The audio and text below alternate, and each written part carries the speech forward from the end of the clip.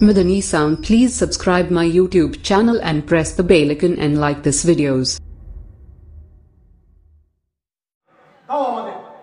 আমরা একে নিয়ে জাহান্নামে মানে আসফালে সাফিলিন যেখানে আত্মা রাখা হয় পাপিষ্ঠদের সেখানে নিয়ে যাব। রহমতের ফেরেশতারা বলে আরে তওবা, জুবান থেকে তওবা করতে পারেনি কিন্তু মন থেকে তো সে তো তওবা করেছে, সে অনুশোচনা করেছে, সে অনুতপ্ত হয়েছে, পাপের রাস্তা নাজাতের রাস্তা খুঁজেছে, এটা আমাদের কাছে দাও। আল্লাহর রহমতের পা বাড়িয়েছে সে, আমরা নিয়ে যাব। দুটোর মধ্যে ঝগড়া, একটা বাদ বিতণ্ডটা লেগে গেল। ফয়সালার জন্য আল্লাহর কাছে ফরিয়াদ করলেন। আল্লাহ রাব্বুল আলামিন জিবরাইলকে পাঠিয়ে দিয়ে বলছেন দেখো বিচার করো, ওর বাড়ি থেকে আর পীর সাহেব হুজুরের বাড়ি পর্যন্ত রাস্তাটা মেপে দুটো ভাগ করে দেখো কত দূর হয়েছে, কোনটা বেশি কোনটা কম, সতের পথে বেশি না অসতের পথে কম। মেপে দেখা গেল সতের পথে একটুখানি বেশি। আল্লাহ ফয়সালা দিলেন, ও যখন সতের পথে সৎ উদ্দেশ্য নিয়ে পা বাড়িয়েছে, ওকে আমি আমার রহমত দিয়ে ওর অতীতের সমস্ত পাপগুলোকে ক্ষমা করে দিলাম। বলে সুবহানাল্লাহ। আল্লাহ তাকে জান্নাতে ফয়সালা করে দিলেন। বন্ধু, নিয়ত আমাকে করতে হবে, আপনাকে করতে হবে, কদম আমাকে তুলতে হবে, আপনাকে তুলতে হবে, মঞ্জিলে আল্লাহ পৌঁছিয়ে দেবেন। আল্লাযীনা জাহাদু ফিনা লানাহদিয়ান্নাহুম সুবুলানা, যারা আমার পথে পা বাড়িয়ে সচেষ্ট হয়, চেষ্টা করে, আমি তাদের গন্তব্যে পৌঁছিয়ে দিয়ে থাকি। ইউসুফ নবীর ঘটনা কে রাখে না? বেশ তরিয়ে তরিয়ে শুনি আমরা মজা নিয়ে, কেন জুলাইখা হয়েছে। আল্লাহ রহম করুক, অনেকেই তো উপন্যাস হিসাবে ওঠেছে। আল্লাহ রাব্বুল আলামিন পবিত্র কোরআনে কোনো উপন্যাস আনেননি। তরিয়ে তরিয়ে মজা নেওয়ার জন্য কোনো কথা কোরআনে নেই, মানুষের জন্য নির্ভেজাল হিদায়াতের কথা। আল্লাহ কোরআন শরীফে 25টি নবীর নাম নিয়েছেন, তার মধ্যে সবথেকে বিস্তারিতভাবে আলোচনা ইউসুফ আলাইহিস নবী সাল্লাল্লাহু আলাইহি ওয়াসাল্লামের ঘটনা করেছেন। আর এই সূরার একেবারে শুরুতে আল্লাহ রাব্বুল আলামিন বলে দিয়েছেন, খবরদার এই ঘটনা সর্ববিস্তারিত, খুবই লম্বা করে আমি বর্ণনা করছি, এর মধ্যে তোমাদের অনেক জ্ঞানের কথা রয়েছে। লাআল্লাকুম তাআকিলুন, যাতে তোমরা বুঝতে শেখো, যাতে তোমরা জানতে শেখো, এইজন্য এই ঘটনা তোমাদের শেখাচ্ছি। তার ওই ঘটনা পুরো বলা, আজকে যেহেতু ইউসুফ নবীর জন্মদিবস নয়, আমি আমার যতটুকুনি প্রয়োজন শুধু ততটুকুনি বলি আপনাদেরকে। জুলাইখার কাছে ইউসুফ মানুষ হলেন আলাইহিস সালাম। ইউসুফ যখন বড় হয়ে গেলেন, আমরা সবাই জানি বড় সুপুরুষ, বড় সুন্দর, সুশ্রী, জুলাইখা কাতর হয়ে গেলেন, দুর্বল হয়ে পড়লেন। ইউসুফকে সে বারবার আকৃষ্ট করতে চায়, পারে না, পেরে ওঠে না, কারণ আল্লাহ নবী তো তিনি, পূত পবিত্র তিনি, আকৃষ্ট করতে পারে না। কিন্তু সে মনিব পত্নী, ইউসুফ তার কাছে কেনা গোলাম, তার কথা মানতে বাধ্য। একদিন জুলাইখা চালাকি করে ইউসুফকে বলেন চলো ইউসুফ এই ঘরে। ঘরে ঢুকলেন, দরজা বন্ধ করলেন। সেই ঘরের ভিতর দিয়ে আরেকটা ঘরে, সেখানে ঢুকলেন, দরজা তালা মারল। আবার একটা শক্ত ঘরে 7টা দরজায় তালা দেওয়ার পরে একটা ছোট্ট কুঠির, সেখানে গিয়ে ইউসুফকে বসালেন। বসিয়ে, এখানে অনেকেই শুনছেন আমার মা বোনেরা, ছোটরা, এই জন্য আমি একটা শব্দ ব্যবহার করছি, দিগম্বর অবস্থায়, বিবস্ত্র অবস্থায় জুলাইখা নিজেকে উপস্থাপন করলো ইউসুফের কাছে, যে ইউসুফ আগে আসো, আমার মনের বাসনা পূরণ করে দাও। ইউসুফ আলাইহিস নবী সাল্লাল্লাহু তার থেকে বাঁচার চেষ্টা করছেন। এই গুনাহ আমি শামিল হই কি করে? আমি তো আল্লাহর নবী, নবীরা মাসুম, নিষ্কলঙ্ক, কিন্তু এখান থেকে পালানোর তো কোনো পথই দেখি না। আর 7টা দরজায় তালা বন্ধ। ইউসুফ ভাবছেন আলাইহিস সালাম, তার মাথায় এসে গেল আল্লাহর এই ধারা, আল্লাহর এই সূত্র, যে মানুষ তার সাধ্য অনুযায়ী চেষ্টা করলে আমি সফলতা দান করি। আল্লাহ মানুষকে কাজ দেন যতটা তার সাধ্যে ততটাই। সেই সাধ্য অনুযায়ী মানুষ যখন কাজ করে, মনজিল, পরিণাম, গন্তব্যে পৌঁছে দেওয়ার দায়িত্ব উপর আল্লাহ, তাতে কোনো সন্দেহ নেই। ইউসুফের মাথায় যখন এটা চলে আসলো, ইউসুফ বিসমিল্লাহ করে সেই খাট বা যেখানে তিনি বসেছিলেন সেখান থেকে দরজা পর্যন্ত বিসমিল্লাহ বলে এক দৌড় দিলেন। যেমনি তিনি দরজার কাছে পৌঁছালেন, যে দরজা তালা দিয়ে বন্ধ করা ছিল শক্ত করে, এমনিই খুলে গেল। ইউসুফ ছুটতে লাগলেন আর দরজা খুলতে লাগলেন। ছুটতে ছুটতে তিনি 7টা দরজা পার করে একেবারে বাহির দরজায় চলে আসলেন। এসেই দেখছেন সামনে আজিজ দাঁড়িয়ে, জুলাইখার স্বামী। অবাক, জুলাইখা সঙ্গে সঙ্গে নিজের চরিত্র পরিবর্তন করলো। ইউসুফ যখন বাইরে চলে যাচ্ছেন, জুলাইখা দেখছে আর ধরা যায় না, আটকানো তো গেল না, জামাটা ধর। পিছন থেকে জামা ধরে টানলো, ফড়ফড় করে জামা ছেড়ে গেল পিছনের দিকে খানিকটা। ইউসুফ বাইরে গিয়ে দেখছেন আজিজের একেবারে মুখোমুখি দাঁড়িয়ে। জুলাইখা মানে চরিত্র পরিবর্তন করে বলছে, হে আজিজ, হে আমার স্বামী, আপনি বাড়িতে দুধ কলা দিয়ে সাপ পুষেছেন, যে আপনার স্ত্রীর ইজ্জতে হাত লাগায় তাকে আপনি বাড়িতে রেখেছেন, কি বিচার? আপনি সঠিক বিচার করুন। আজিজ তো রেগে আগুন হয়ে গেল, অগ্নিশর্মা, সে সিদ্ধান্ত নেবে। এমত অবস্থায় পাশে দোলনায় একটা দুধের শিশু ছিল। বাচ্চা একটা যে কথা বলে না, সেই মিরাকেল ভাবে আল্লাহ যেহেতু দায়িত্ব নিয়েছেন যে সাধ্য অনুযায়ী আমার পথে চেষ্টা করে তার জান মাল ইজ্জত আবরু তার গন্তব্যে তাকে সফলতার সাথে পৌঁছে দেওয়ার দায়িত্ব কার? আল্লাহ। আল্লাহ সেই দায়িত্ব কোনদিন ওয়াদা কোনদিন ভাঙতে পারেন না। ইন্নাল্লাহ লা ইউখলিফুল মিআদ, আল্লাহ তার ওয়াদা কোনদিন ভাঙেন না। সেই বাচ্চার জবান খুলে গেল, বাচ্চা বলে উঠল, আজিজ সাবধান, ফয়সালা করার আগে বাস্তব যুক্তিকে মাথায় রেখে ফয়সালা নেবে। দেখো, পুরুষের জামা যদি পিছন থেকে ছেঁড়া হয়, তার মানে এই পুরুষ পালায়ন দেখো, সে পালায়, স্ত্রী তাকে আকর্ষণ করে, তাকে পিছন থেকে টানে, তাই তার জামা ছেড়ে যে দোষী মহিলা, পুরুষ নির্দোষ। আর যদি দেখো জামার সামনে দিয়ে ছেঁড়া, তার মানে পুরুষ তার উপরে ঝাঁপিয়ে পড়েছে, মেয়েটা তার আত্মরক্ষার জন্য হাত পা ছুঁড়েছে, হাত লেগে জামা ছেড়েছে, মেয়েটা নির্দোষ, পুরুষ দোষী। আজিজ দেখলো সত্যিই তো ইউসুফের জামা পিছন থেকে ছাড়া, সেই জুলাইখাকে ভৎসনা করলো। আমার উদ্দেশ্য বলা যে ইউসুফ জুলাইখার ঘটনা থেকে আমরা শিক্ষা পাই যে ওগো মানুষ, তুমি যেই হও না কেন, শিক্ষিত অশিক্ষিত যেই তুমি হও না কেন, ইউসুফের যে আল্লাহ ছিল আজকে আমার যুগের আল্লাহ সেই আল্লাহ।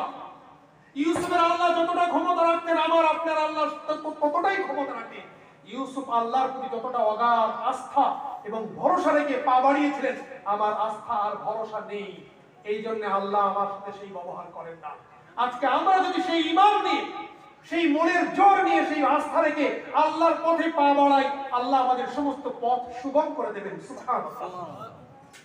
তা আসুন, আমি বলতে চাইছিলাম মূল জিনিস ভুলবেন না, মূল জিনিস ভুলবেন না। আল্লাহ নবী সাল্লাল্লাহু আলাইহি সাল্লাম বলছেন, মানুষের ইহকাল এবং পরকালের জীবনের কামিয়াবির একটাই পথ, একটাই পথ। দুটো জিনিস তোমাদের রেখে গেলাম, কোরআনকে ফলো করো, সুন্নাতকে অনুসরণ করো। কোরআন শেখানোর জন্য আমি বলছিলাম, আমরা বলতে বলতে এসেছি, আমরা অনেকেই ভাবছি কোরআন এই বয়সে শিখি কি করে। ওই বনি ইসরাইলের যুগের ওই যে খুনি, তার কথা, আর এই যে ইউসুফ আলাইহিস সালামের ঘটনা, এই দুটোকে সামনে রেখে একবার পা বাড়ান, দেখুন আল্লাহ কামিয়াবি দেন কি দেন না। নিশ্চয়ই আল্লাহ কামিয়াবি দেবেন, নিশ্চয়ই আল্লাহ আমাদের সফলতা দেবেন। আমরা চেষ্টা তো করি ইমাম সাহেবের কাছে বা যিনি জাননেওয়ালা, যার সাথে আমার হয়, যার সাথে আমার মনের মিল হয়, যে কোরআন জানে, তার কাছে একটু বলি যে তুমি একটা করে অক্ষর শেখাও, একটা করে অক্ষর আমার শেখাও, আমি শিখতে চেষ্টা করি। কালকে যদি মরে যাই আল্লাহর কাছে তো বলতে পারবো, ও আল্লাহ, বনি ইসরাইলের যে তোমার নবীর উম্মত না, তার সাথে যদি তুমি এই ব্যবহার করো, তার ঘটনা শুনে আমার মনে প্রেরণা জেগেছিল, আমি পা বাড়িয়েছিলাম, তুমি একটু আমাকে দয়া করো। আশা রাখি নিশ্চয়ই আল্লাহ আমাকে আপনাকে ক্ষমা করবেন ইনশাআল্লাহ। আমরা নিয়ত করে নেই, কেউ কাউকে না বলে নিজে নিজের মন থেকে নিয়ত করব, আমি কোরআন শিখবো, কোরআন বুঝবো, কোরআন আমার, আমি মুসলমান। আল্লাহ নবী কোরআন জীবন বাজি রেখে এমনি প্রচার করেননি, তিনি আমার জন্যই করেছেন। আমরা প্রত্যেকেই, আমি আলেম, আমি সাধারণ, আমি অসাধারণ, আমি ইমাম, আমরা প্রত্যেকেই আসুন, আমরা আজকে এখানে সংকল্পবদ্ধ হই, আমরা নবী তরিকার, নবীর এই আদেশকে মানার জন্য, যে আমরা কোরআন শরীফকে সাথে রাখবো, ফলো করবো, সুন্নতকে সাথে রাখবো। দরুদ শরীফ পড়ি। আল্লাহুম্মা সাল্লি আলা সাইয়্যিদিনা মাওলানা মুহাম্মদ ওয়া আলা আলি সাইয়্যিদিনা মাওলানা মুহাম্মদ।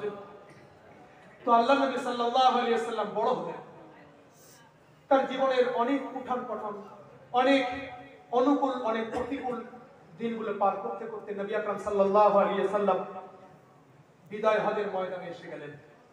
একেবারে শেষ প্রান্তে নামছি, সময়ও অনেকটাই হয়েছে। তাই আল্লাহ নবী সাল্লাল্লাহু আলাইহি ওয়াসাল্লাম বিদায় হজ থেকে ফিরে আসছেন। বিদায় হজে তিনি প্রথমে একটা আয়াত শোনালেন, আল্লাহর কাছে সর্বপ্রথম মানুষের কাছে একটা বক্তৃতা দিলেন, বায়ান করলেন, দিয়ে বলছেন, ও আমার ভাইয়েরা, তোমরা সাক্ষ্য দাও, আল্লাহ আমাকে যতটুকুনি দায়িত্ব দিয়েছিলেন আমি কি তোমাদের কাছে পৌঁছে দিতে পেরেছি? সমস্ত সাহাবা যারা ছিলেন সকলেই তারা বলে উঠলেন, অবশ্যই, ও আমার নবী, ও আমার হাবিব, আপনি আমাদেরকে পায় পায় করে এক একটা করে হিদায়াতের সমস্ত কথা পৌঁছিয়ে দিয়েছেন, এর মধ্যে কোনো কণ্ঠিত বোধ করেননি আপনি।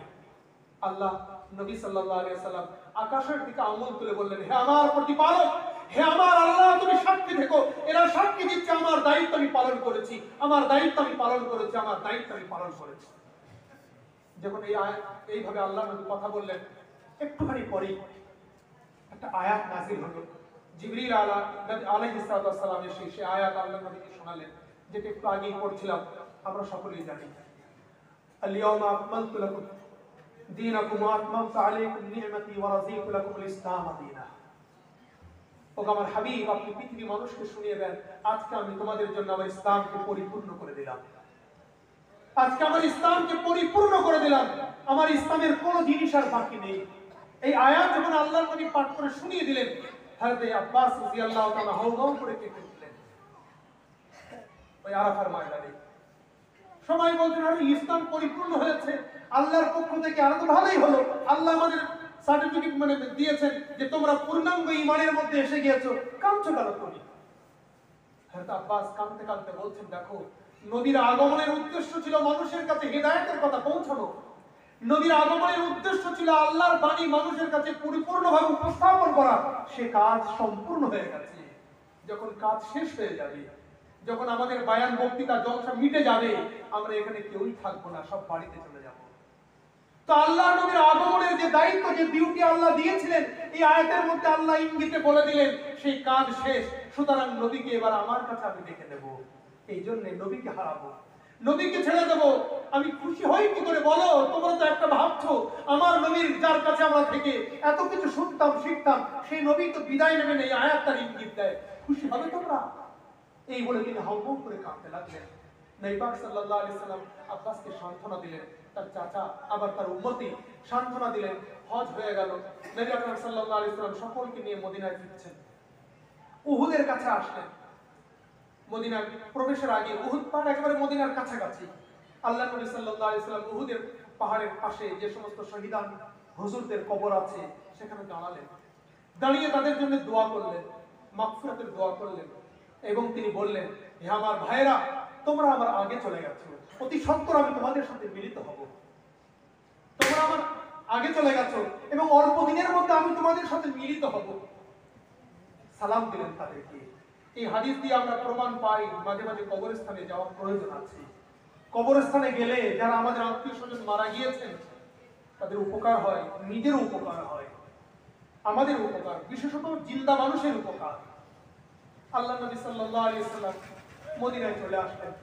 দিয়ে তিনি আরো এর কয়েকদিন পরে আরো একটা ভাষণ দিলেন, বক্তৃতা দিলেন, খুতবা, মসজিদে বসে খুতবা দেওয়ার পরে তিনি সেই খুতবায় বলছেন, একজন বান্দা, যে বান্দাকে তার আল্লাহ তার মনে একটা সুযোগ দিয়েছেন তার সামনে, যে ওগো আমার বান্দা, তুমি যদি চাও পৃথিবীর অফুরন্ত নিয়ামতের দরওয়াজা তোমার কাছে খুলে দেব, তুমি সেই সমস্ত নিয়ামত থেকে উপভোগ করতে পারবে, সেই নিয়ামত তুমি ভোগ করতে পারবে।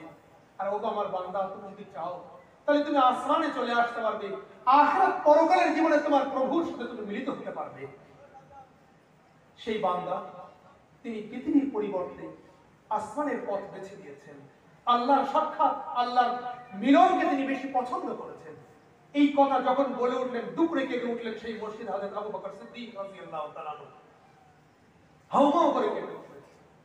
আবারও মানুষ আবু বকর বলেন, আরে হুজুর, একটা মানুষের কথা উদাহরণ দিয়ে বোঝাচ্ছেন, এখানে কাঁদার কি বিষয় আছে? পাগল হলো নাকি? চুপ করো। হযরত আবু বকর বলছেন, তোমরা বোঝো না, সেই বান্দা উনি নিজেই আমার হাবিব, আমার নবী, উনি নিজেই, ওনার দায়িত্ব শেষ, উনি ডিউটি পূরণ করে নিয়েছেন। এখন আল্লাহ রাব্বুল আলামিন নবীদেরকে শেষ জামানায় সুযোগ দেন, শেষ জীবনে তারা ইচ্ছা করলে আল্লাহর সাক্ষাৎ নিতে পারে। কোন নবী তিনি আল্লাহ ছাড়া বাঁচতে পারেন? তা আমার হাবিবও তিনি বেছে নিয়েছেন, আল্লাহর কাছে চলে যাবেন, হয়তো তিনি অতি অল্প দিনেই বিদায় নিয়ে নেবেন। এর একদিন পরে নবী আকরাম সাল্লাল্লাহু আলাইহি সাল্লাম আবারও তিনি চলে গেলেন রাতের অন্ধকারে জান্নাতুল বাকিতে, মদিনার কবরস্থানে। সেখানে গিয়ে রাতের অন্ধকারে একটা কবর জিয়ারত করলেন। ওটা রমজান মাস ছিল, রমজান মাস, এই রমজান মাস বলতে ভুল হয়ে গেছে, শবে বরাতের মাস ছিল। শবে বরাতের রাত্রে আমরা যে কবরস্থানে যাই উঠে, মা আয়েশার বাড়িতে হুজুর সেদিন আশ্রয় নিয়েছিলেন। মা আয়েশা রাদিয়াল্লাহু তাআলা রাতে হঠাৎ ছোট্ট ঘরে, মা আয়েশার ঘর খুব ছোট, আমাদের মতো বড় না। আল্লাহ নবী রাতে তাহাজ্জুদ করতেন, মা আয়েশা মাঝে মাঝে ঘুমাতেন আর নবী তাহাজ্জুদ করতেন। নবী পাক সাল্লাল্লাহু আলাইহি সাল্লাম যখন সিজদায় যেতেন, মা আয়েশা ঘুমের ঘরে পা লম্বা করে দিতেন, সিজদার জায়গায় পা চলে আসতো, আল্লাহ নবী পাটা সরিয়ে দিতেন, হাত দিয়ে ফেলে দিতেন, মা আয়েশা পা গুটিয়ে দিতেন, সিজদা করতেন। এত অল্প জায়গায়, তাতেই তারা খুশি ছিলেন। আজকে আমাদের দুতলা তিনতলা বাড়ি হয়েও খুশি নেই, আমাদের বৌমারা, আমাদের স্ত্রীরা, তারা সন্তুষ্ট না। আল্লাহ সকলকে অল্প তুষ্টি হওয়ার তৌফিক দান করুন। মা আয়েশার কুঠির কত ছোট, কিন্তু তার আদর্শ কত বড়। একটা ছোট যে নামাজের স্বামীর নামাজের জায়গাও দিতে পারছেন না, ঘুমন্ত অবস্থা, তিনি অল্প বয়স্ক ছিলেন, ঘুমন্ত অবস্থায় পা চলে যেত। তো মা আয়েশা তিনি ঘুমোর ঘরে পাশ ফিরেছেন, দেখেছেন নবী থাকার কথা নেই, তিনি চমকে উঠলেন যে আল্লাহর নবী গেলেন কোথায়। একদিকে নবী, একদিকে স্বামী। মহিলাদের কাছে স্বামীর একটা উপস্থিতি অনেক বড়, ঠিক একটা উন্নতির কাছে নবীর উপস্থিতি এর থেকে আর কিছুই হতে পারে না। মা আয়েশা বললেন, হয়তো আমার নবী আমার উপরে রাগ করেছেন, গেলেন কোথায় তিনি খুঁজতে বাহির হলেন। পূর্ণিমার রাত, শবে বরাতের মানে পূর্ণিমার রাত, দেখছেন মা আয়েশার ঘর থেকে হাজী সাহেবরা জানবেন জান্নাতুল বাকি একদম কাছাকাছি, দেখা যায় সামনে সামনে, একদম দেওয়াল পাঁচিল হয়ে একটু আড়াল, কিন্তু একেবারে কাছাকাছি। দেখছেন যে ওই কবরস্থানে যেন কে বসে আছে। কাছে গিয়ে দেখছেন আমার হাবিব সাল্লাল্লাহু আলাইহি ওয়াসাল্লাম তিনি কবর জিয়ারতে রয়েছেন। আল্লাহ নবী সাল্লাল্লাহু আলাইহি ওয়াসাল্লাম ফিরে আসলেন। মা আয়েশা বলছেন যে আমার আজকে কত কষ্ট হচ্ছে, মাথা যন্ত্রণা হচ্ছে, আপনাকে না পেয়ে আমার মাথায় যন্ত্রণা শুরু হয়ে গেছে। আল্লাহ নবী সাল্লাল্লাহু আলাইহি ওয়াসাল্লাম বলছেন আমারও তো যন্ত্রণা হচ্ছে। আল্লাহ নবী অসুস্থ ছিলেন, ওই ফিরে আসার পর থেকে নবী আস্তে আস্তে অসুস্থ হয়ে পড়েছিলেন, আমার মাথা যন্ত্রণা হচ্ছে। আল্লাহ নবী একটু স্ত্রীর সাথে একটা, যেটাকে খুনতুসি বলা যায়, একটা ইয়ারকি, আমাদের ভাষায় আমরা ইয়ারকি বলতে পারি। নবী আকরাম সাল্লাল্লাহু আলাইহি ওয়াসাল্লাম বলছেন, আয়েশা তোমার এই অসুস্থতা যদি তুমি মারা যাও, আমি নবী, আমি তোমার স্বামী, আমি তোমার নবী, আমি নিজ হাতে যদি তোমাকে গোসল দেই, আমি নিজে যদি তোমাকে কাফন পরাই, আমি নিজে যদি তোমাকে কবরে রেখে দাফন করি, বলো তুমি কি খুশি নও?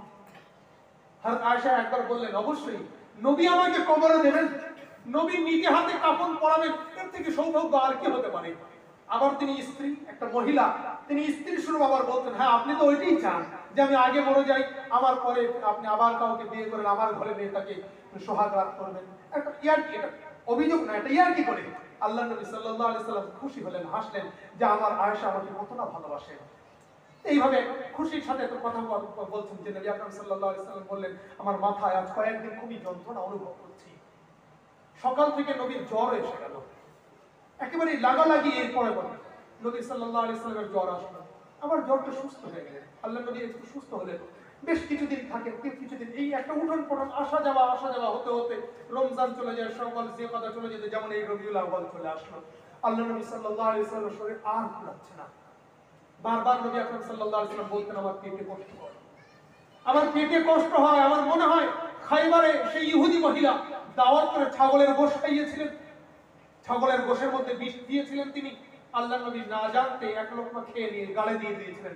বিষের একটা প্রভাব তার শরীরে, একটা মানে তার ক্রিয়া, তার যে একটা আসর যাকে বলা যায়, সে শুরু করেছিল। পেটে কষ্ট হয়। আল্লাহ নবী বলেন যে আমার হয়তো মনে হয় যে খাইবারের সেই বিষ আমার মধ্যে কাজ করছে। গায়ে যে প্রচন্ড জ্বর। রবিউল আউয়াল বলেন 10 তারিখ এসে যায়, নবী আকরাম সাল্লাল্লাহু আলাইহি সাল্লাম আর উঠতে পারছেন না।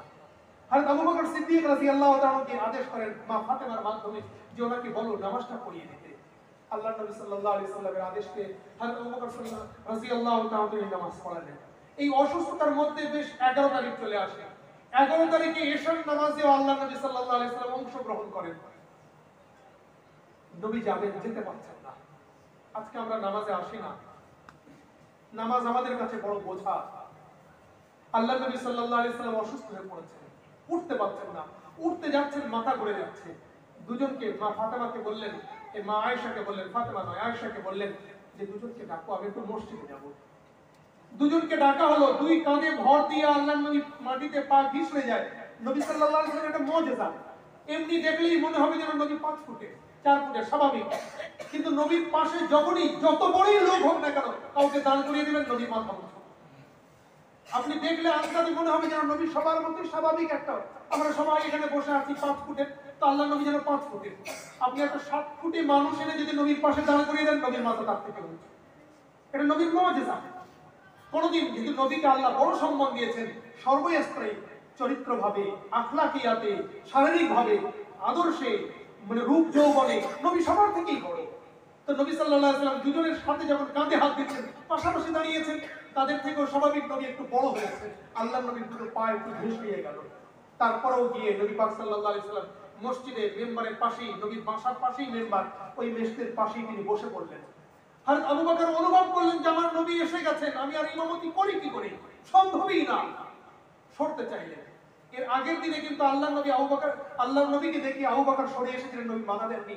আজকে 11 তারিখের রাতে আল্লাহ নবী সাল্লাল্লাহু আলাইহি ওয়াসাল্লাম আর বাধা দিলেন। বাধা দিলেন, শর্তে দিলেন না, আবু বকর তুমি নামাজ পড়াও। কিতাবে লিখছে দুরকম আসছে, যে কেউ বলেছেন আবু বকর নামাজ পড়িয়েছেন রাদিয়াল্লাহু তাআলা, আর কেউ বলছেন না আল্লাহর নবী বসে বসেই নামাজ পড়িয়েছেন, ইমামতি করেছেন। আল্লাহর নবীকে দেখে আবু বকর পড়তেন, আর পিছনের যারা রয়েছেন তারা আবু বকরকে দেখে দেখে নামাজ পড়তেন, যেহেতু নবী বসে আছেন দেখতে পাচ্ছেন না। তো যারা পিছনে ছিলেন সেই বর্ণনাকারী তারা বর্ণনা করছেন নবী তো এসেছিলেন ঠিকই, কিন্তু আমরা আবু বকরের পিছনে নামাজ পড়েছি, কারণ আবু বকর যখন রুকু করেছে, কিন্তু হাকিকাতে কি আবু বকর তো নবীকে দেখে নামাজ পড়ছেন। তো এইভাবে নামাজ শেষ হয়ে গেল। আল্লাহ নবীর কষ্ট আরো বেড়ে গেল।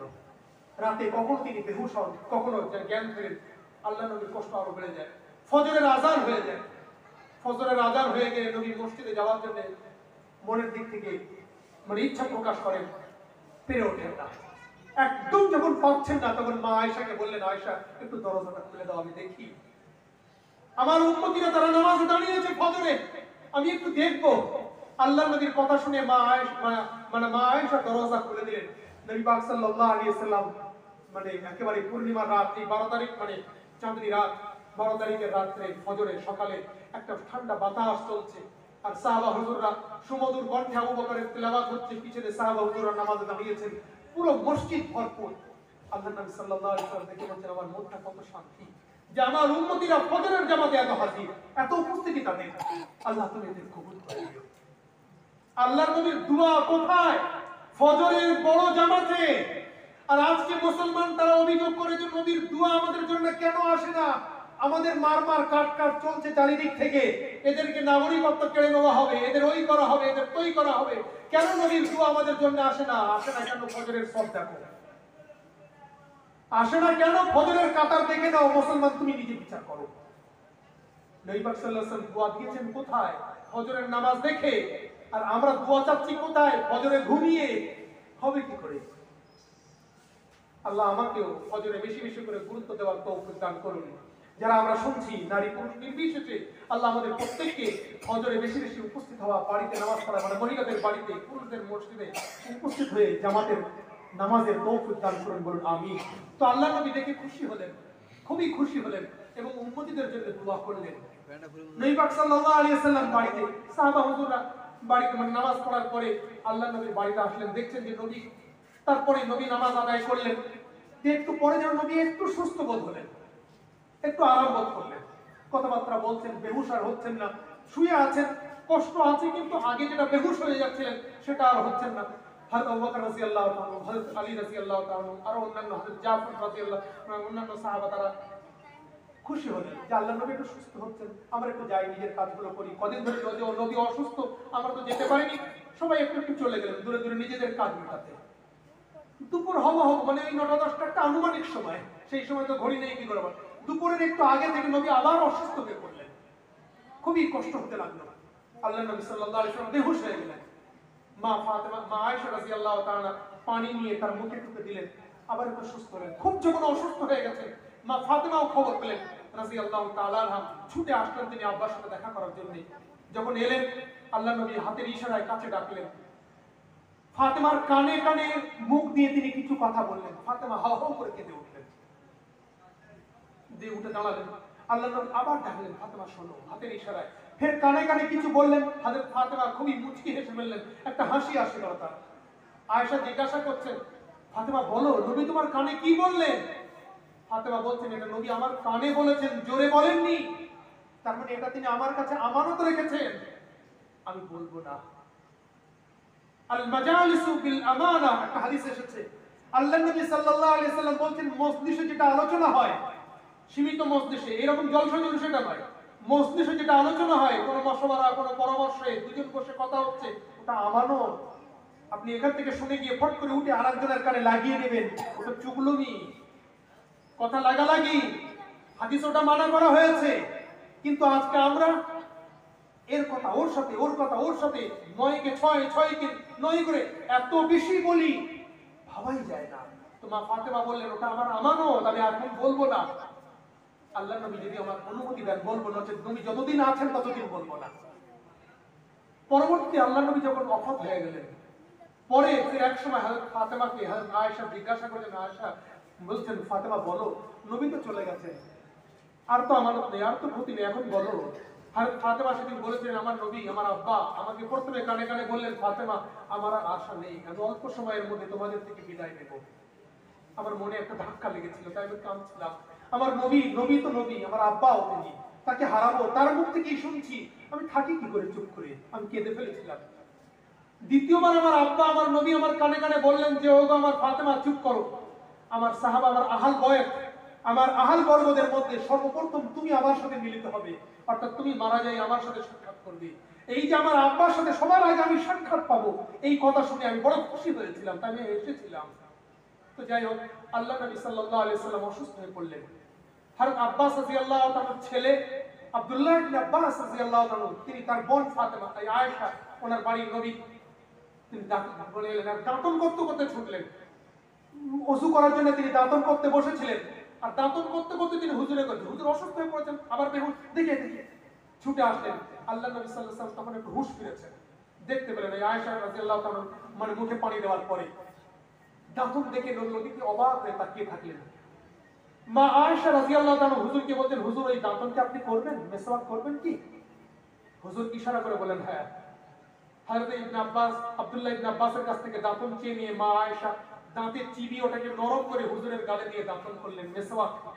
আল্লাহ নবী সাল্লাল্লাহু আলাইহি সাল্লাম মেসওয়াক খুব পছন্দ করতেন, দাঁতনকে খুব পছন্দ করতেন, আর এর অনেক উপকারের কথাও তিনি বলেছেন। একটা উপকারের কথা ছোট্ট একটা হাদিসের মধ্যে বলছেন, আস-সিওয়াক মিতহারাতুল লিল ফাম ওয়া মারাজাতুল লির-রাব্বি। এই মেসওয়াক, এই দাঁতন তোমাদের মুখটাকে পরিষ্কার করে আর তোমার আল্লাহকে তোমার প্রতি সন্তুষ্ট করে দেয়। সুবহানাল্লাহ, আল্লাহর খুশি করার জন্য। আল্লাহ নবী সাল্লাল্লাহু আলাইহি সাল্লাম দাঁতন করার পরে আবার তিনি বেহুশ হয়ে গেলেন। মা ফাতেমা ফির পানি দিলেন, মা আয়েশা, ফাতেমা নয় আয়েশা, ফির পানি গুলিয়ে দেওয়ার পরে একটু পরে হুজুর হুঁশ ফিরলেন, চোখ তাকাতে পারছেন না, এত কষ্ট। সেই অবস্থায় বলছেন, আসসালাহ আসসালাহ ওয়া মা মালাকাত আইমান, হে আমার উম্মতি, তোমাদের নামাজ, নামাজকে গুরুত্ব দাও, নামাজ, খবরদার নামাজ ছেড়ো না। আল্লাহ নবী এত কষ্ট, এত কষ্ট, চোখ খুলে তাকাতে পাচ্ছেন না, বেহুশ হয়ে রয়েছেন, মুখ থেকে দুটো শব্দ বার হচ্ছে, কি? আসসালাহ, নামাজ পড়ে নাও, নামাজ পড়ে নাও।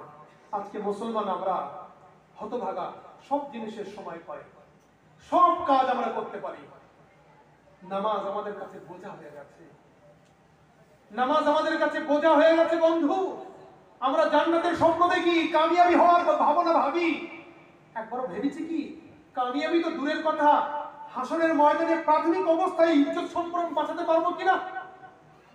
আল্লাহ রাব্বুল আলামিন সমস্ত মানুষকে এক জায়গায় করবেন, হাসরের ময়দানে বিচার হবে, রব্বুল আলামিন তার পবিত্র আরশ লাগাবেন, সেখানে তিনি আসীন হবেন, উপস্থিত হবেন।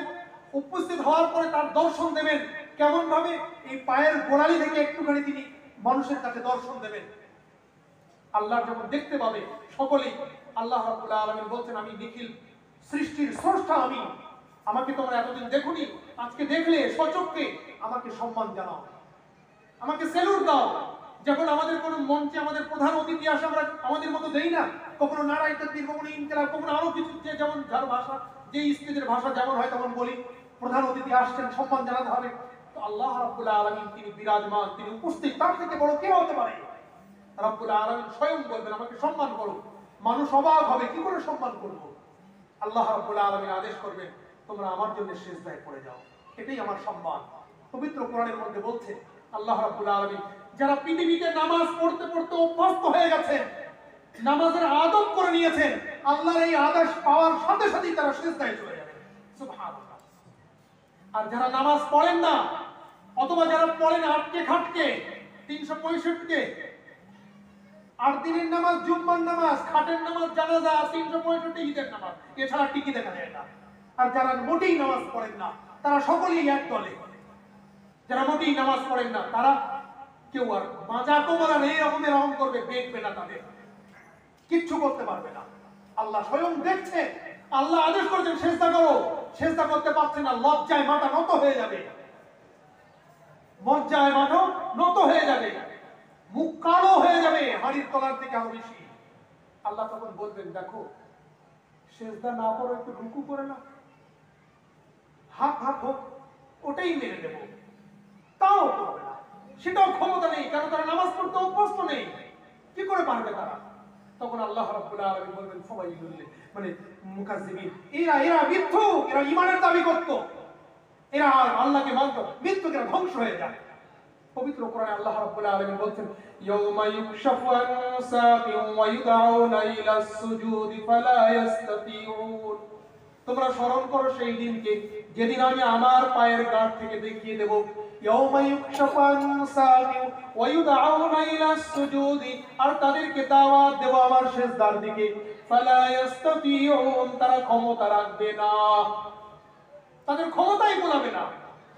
কেন?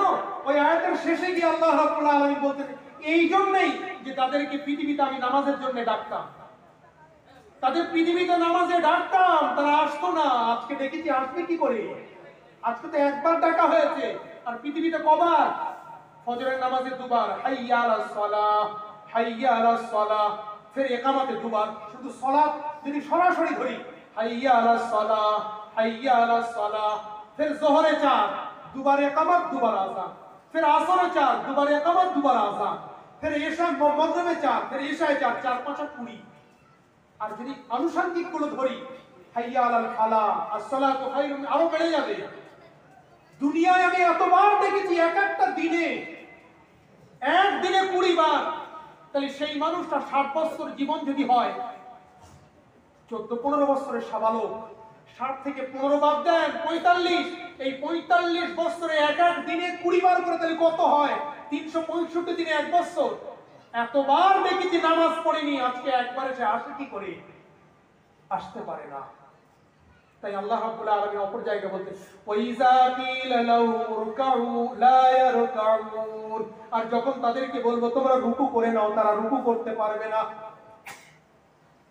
তারা রুকুও পারবে না, কিচ্ছু পারবে না। এই নামাজের এত বেশি গুরুত্ব, জান্নাত জাহান্নাম তো পরে, আরো বিচার আচার তো শুরু হবে, সে তো পরে, কি জবাব দিবস তো পরে, সবে আল্লাহর দর্শন, আল্লাহকে সেলুট দিতে হবে, আল্লাহকে একটা সেলুট জানাতে হবে, সম্মান দিতে হবে, সেখানেই আমি ফেল, আমি নাকাম।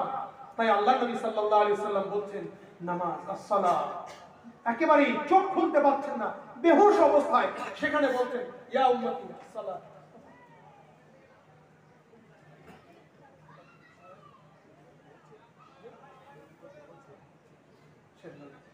আল্লাহ নবী সাল্লাল্লাহু আলাইহি সাল্লাম নামাজের কথা বলেছেন। এই জন্য বলবো আসুন, এখন আমরা সুস্থ রয়েছি, সবল রয়েছি। নবী আকরাম সাল্লাল্লাহু আলাইহি সাল্লাম মরণ শয্যায় শায়িত অবস্থায় যে জিনিসের গুরুত্ব দিয়েছেন, 1 নম্বর হলো নামাজ, আর 2য় নম্বর ছোট্ট করে বলি ওয়ামা মালাকাত আইমানুকুম, যাদের তোমরা মালিক হয়েছো, যাদের তোমরা অধীনস্থ, মানে যারা তোমাদের অধীনস্থ, তাদের খেয়াল রাখবে। সরাসরি এই শব্দটার অর্থ হলো যাকে তোমরা বাজার থেকে কেনা গোলাম দাসী কিনে নিয়ে এসেছো, তাদের সাথে সদ্ব্যবহার করবে। কিন্তু হাদিসের ব্যাখ্যা যারা করেছেন হাদিস বিশারদ, তারা বলছেন এই হাদিসের টুকুরের অধীনস্থ বলতে এখানে স্ত্রী আসবে, আপনার পুত্র, আপনার চাকর, আপনার বাকর, আপনার কাজের লোক, আপনার সবকিছুই চলে আসবে। যারা তোমার আন্ডারে, তোমার অধীনস্থ, তাদের সাথে তুমি সদ্ব্যবহার করবে। আল্লাহ নবী সাল্লাল্লাহু আলাইহি সাল্লাম আবারও তিনি অসুস্থ হয়ে গেলেন। এই করতে করতে ঠিক দুপুরের সময় হব এমত অবস্থায় নবী আকরাম সাল্লাল্লাহু আলাইহি সাল্লাম একবার আকাশের দিকে তাকিয়ে বললেন, হে আমার বড় বন্ধু, ইয়া রাফিকাল আ'লা, ইয়া রাফিকাল আ'লা, হে আমার বন্ধু, হে আমার বন্ধু। একটুখানি বলার পরে আওয়াজ বন্ধ হয়ে গেল, সে আওয়াজ আর কোনোদিন শোনা গেল না। ইন্না লিল্লাহি ওয়া ইন্না ইলাইহি রাজিউন। আমার নবী বিদায় নিয়ে গেলেন, কান্নার রোল উঠে গেল। এই হলো নবী চরিত্র। আল্লাহ নবী যখন মারা যান, সেই দিন রাত্রে দাফন হয়নি, নবী লাশ রাখা আছে। মা ফাতেমা, মা আয়েশা রাদিয়াল্লাহু তাআলা তিনি বলছেন যে আমার স্বামী, আমার নবী মারা গিয়েছেন আমার বাড়িতে, লাশ রাখা আছে, বাড়িতে একটা আলো জ্বালাবো, সেই প্রদীপ জ্বালানোর মতো তেল আমার ছিল না, পাশের বাড়ি থেকে তেল ধার করে নিয়ে এসে আমি জ্বালিয়েছিলাম। তারপরও তিনি নিজে বড় খুশি ছিলেন স্বামীর উপরে। তো আল্লাহ আমাদের সকলকে যতটুকুনি যাকে নিয়ামত দিয়েছেন আমরা তার শুকরিয়া আদায় করি। আমরা যতটুকুনি আজকে শুনেছি, আল্লাহ রাব্বুল আলামিন আমাদের বলা শোনার মধ্যে ভুল ভ্রান্তিগুলো, অবহেলা, অলসতাগুলোকে মাফ করে দিয়ে আমাদের এই বৈঠককে কবুল করে নেন। আমাকে আমাকে আমলের তৌফিক দান করুন। আমার জন্য দোয়া করবেন, আমিও দোয়া করি আল্লাহ রাব্বুল আলামিন আমাদের সকলকে নবী চরিত্রের দিনে এসে এই অঙ্গীকার করার তৌফিক দিন। বাকি জীবনে আমরা নিয়ত করি, কতটা পারবো সেটা পরে নিয়ত করি আমরা নবীর এক একটা সুন্নতকে ভালোবেসে আপ্রাণ তার উপরে আমল করার চেষ্টা করবো। আল্লাহ তুমি আমাদের কলা কবুল, আমাদের বয়ান বক্তব্য শোনা বসাকে কবুল করে নাও। এই বলে আমার বক্তব্য শেষ করছি। ওয়া আখিরু দাওয়ানা আলহামদুলিল্লাহি রাব্বিল আলামিন। দরুদ শরীফ পড়ি। আল্লাহুম্মা সাল্লি আলা সাইয়্যিদিনা